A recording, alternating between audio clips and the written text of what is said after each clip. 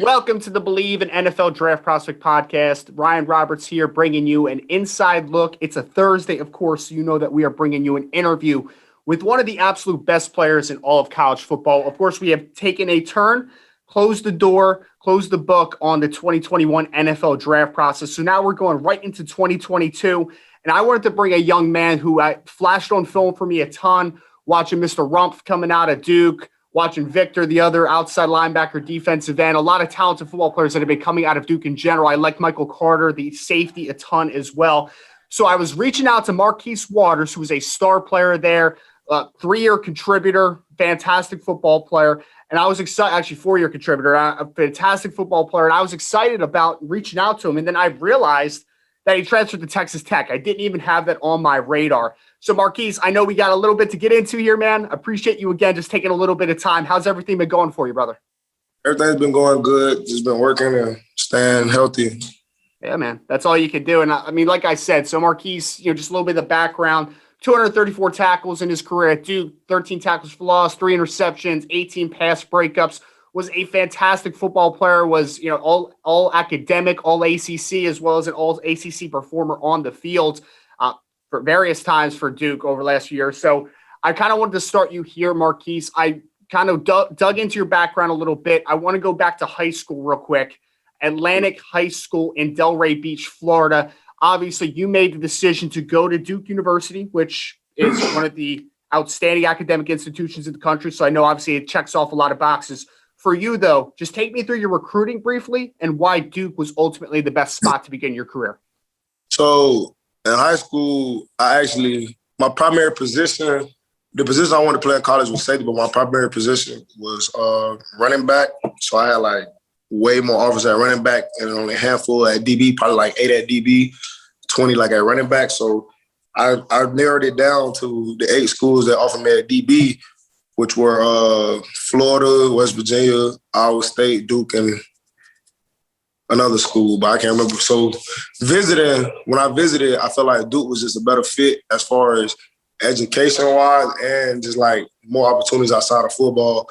And it was in a good area, not too cold, it was just in a good area. So I felt like Duke was the right fit for me. Yeah. And so, Marquis, take me through that a little bit, because obviously if you're being more highly recruited at running back, why in your mind was going the defensive back route the best spot for you? At defense, running back, only one person on the field at the same time. At DB is 5 DBs. Running backs, they got to share the ball with multiple offensive players. DB, you get paid more. It's just a lot of things that go into DB. I'd rather hit than get hit. So it was just a no-brainer for me. And I felt like I was more of a physical player. So I like defense more. I love it, man. I love it. And then I think that you've obviously made a great decision because you, like I already mentioned, the accolades you had at Duke. And one thing that I was really impressed by your film is, I could see you on a snap-to-snap basis, playing on the roof, playing single high, coming down in the box, playing man-to-man in the slot, blanketing tight ends. They asked you to do a ton, obviously, in your Duke career. I kind of mentioned Michael Carter, who I was a big fan of as well. I felt like he had a little versatility to him as well that was drafted this year. Talk to me a little bit about just the kind of looking back at what you were able to accomplish at Duke and how much you enjoyed your time there a little bit.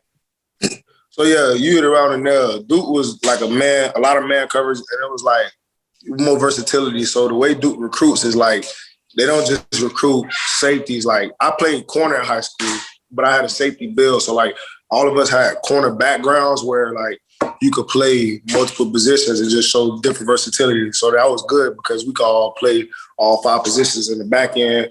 And you never know if somebody go down, you might have to move over a spot. So that was what was good about Duke as far as versatility went. Yeah. And then as far as the accolade side, I know it's, you still have one more year to play football. Obviously you're at Texas Tech, but just kind of looking back on maybe some of the relationships you built and all the things just that you were able to accomplish at Duke. How proud are you just of the time that you spent there? I'm proud, but I ain't satisfied yet because I feel like I still got more to do and a lot more to accomplish. So I'm okay with what I did there, but I feel like I could take my game to another level and help get more wins out of it. So as long as I produce enough to help win, that's what matters to me the most, more than accolades, to be honest with you. So But as far as production went, I'm proud of what I did for sure, and I'm glad that I have experience and also get 2 bowl rings out of it, especially my freshman sophomore campaign. So at the end of the day, I am proud of what I did and like how we played. But at the end, I do want to win more. I do want to get to a bigger level and play at a bigger stage. Absolutely. So take me through the second phase of recruiting, obviously now transitioning to Texas Tech. I think you kind of just explained it a little bit, but the ultimate decision to transfer from Duke, and why was Texas Tech the best spot? So coming out of the portal, Texas Tech was like, in the ACC, like you said, I showed a lot of different things in ACC, but I feel like I didn't show as many turnovers in the passing game. So ACC, I got offered by a lot of ACC teams out of the portal, probably all of them, to be honest. If not, probably miss a couple. But I didn't want to play in that conference again because, like, it's a mixture of more running pass. I feel like Big 12 is more pass. So I feel like that's what I need to help take my game to the next level. In Big 12, I had a coach who recruited me out of high school to Duke. The dude who brought me to Duke was Coach Jones. So I had a trusting relationship with him. And when I was Zoom visiting Texas Tech and all these other schools, it just stood out more in the program they got and the experience they have for players and who they were bringing in, other players they were bringing around me, and that could also produce. So I feel like this is going to be a good team to come in and help win. Yeah, and I know that I mentioned a couple of guys that you played at Duke that were very talented, but I've been putting on Twitter last week or so, looking at the Texas Tech roster. I mean, you already had guys like DeMarcus Fields, Rico Jeffers, Colin Schooler, who was there last year, Eric Monroe, who's an LSU transfer that was there last year, Krishan Merriweather, who kind of a breakout guy last year. But then you have guys like you and a couple others that are, former transfers. Like I mentioned, Monroe and Schooler. And quietly, this Texas Tech team is putting together, I think they were top 40 nationally last year, a really good defense, but now they continue to add to it. How special do you think this defense could be? Because I'm looking at these names and I'm just like, there's NFL guys in almost every spot. Yeah, I don't want to speak above what our production, but I do think we have what it takes to be that top team. We have a lot of depth at every position, and a lot of competition. And spring showed the amount of competition, just being able to compete and make plays with everybody having fun. We're bringing a different culture to the team, more leadership. Like you said, all those people came back instead of declaring last year, like Rico and DeMarcus, who played probably more games than me, honestly, and started more games than DeMarcus. Like, them coming back, that just showed that they have more leadership and more experience in the back end on the defense. So I really think we're going to have a tough defense this year. Yeah, no, I agree completely. And I forgot to mention even Malik Dunlap, who was at NC State as well, who's another talented defensive back, 6'3". So I'm excited about what Texas Tech has to offer. Tyler Shuck on offense as well, the quarterback obviously coming from Oregon. So I'm really excited about what the Red Raiders can do. And Marquis, I'm curious now, how has the transition been? How has spring practice been? And just the next step for you to become not, one of the best safety maybe in the ACC, but now to potentially be the best safety nationally. What is that next step looking like for you? So this spring actually was very, very fun. It was a lot more experience as far as developing my body, just the mindsets from the strength coaches. It was different. They just helped me improve on every aspect as far as eating habits and body-wise. They helped me improve a lot in strength. So that was good from that standpoint. From football standpoint, I feel like I was versatile enough and I'm old enough where I've been, and I gained enough experience to come into this scheme and catch on really fast. So this game really got a lot slower to me. It was already slowing down ever since after sophomore year, but now it's no-brainers. It's finesse game now at this point. But from a standpoint of outside of spring football and stuff, I just feel like I forgot the last question you asked. Yeah, no, I was just curious now, taking your game to the next step, because I know you've been, arguably the best safety in the ACC over the last couple of years, but now not only going to a different conference, what is the next step for you to be considered possibly the best safety in the nation?